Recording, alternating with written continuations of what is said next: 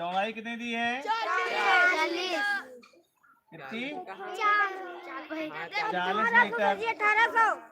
अब क्षेत्रफल पूछ रहा है तो गुणा सर जी करा 1800। बात नहीं। आयत का क्षेत्रफल 45 गुणे 40।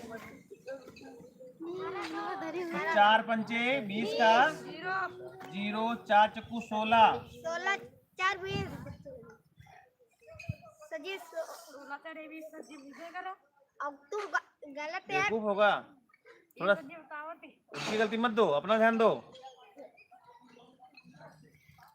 4 पंचे 20 हुआ, 20 में यहाँ से 2 ही आए और 4 चक्कू 16 तो उठाए हुए 20 कहाँ हो गए? 16 तो उठा नहीं होते जी सर। फिर ये आ गया 1800। कितना आ गया? 1800। 1800।